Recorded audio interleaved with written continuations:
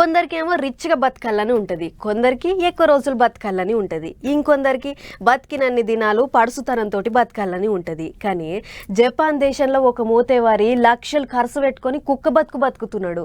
ఇదివరకు ఆ మోతేవారి గురించి చెప్పుకున్నాం మనం. అయితే ఇప్పుడు ఆ కుక్క గాని కుక్క మనిషి షిట్ట శివ అంట నిజమైన కుక్కను కలిసిండట. అట ఇంకా ఏమైందో చూద్దాం పారి. కుక్క వేషం గట్టి నిజమైన కుక్క కాడికి పోతే ఏను మావోని వేరా అని కలుపుకుంటదా? ముచ్చటే లేదు.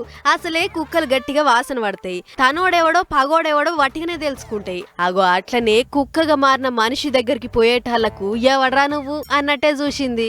పులిని చూసి నక్క వాతలు పెట్టుకున్నట్టు ఏంద్రా గిల్లొల్లి అన్నట్టే మొరిగింది.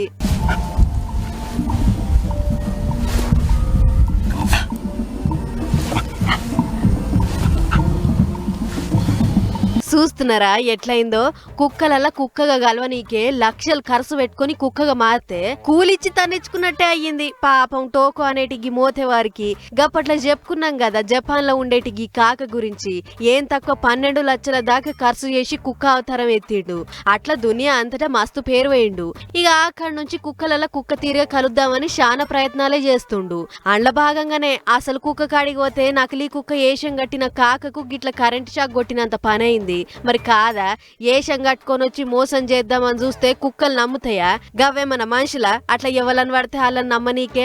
మరి గీ దెబ్బతోటన్నా కాక ఏషం తీసేస్తాడో లేదంటే పట్టు వదలని విక్రమార్కుని లెక్కన అనుకున్నది సాధించి కుక్కలతోటి సుట్రికం కలుపుకొనే తీరుతాడో చూడాలే.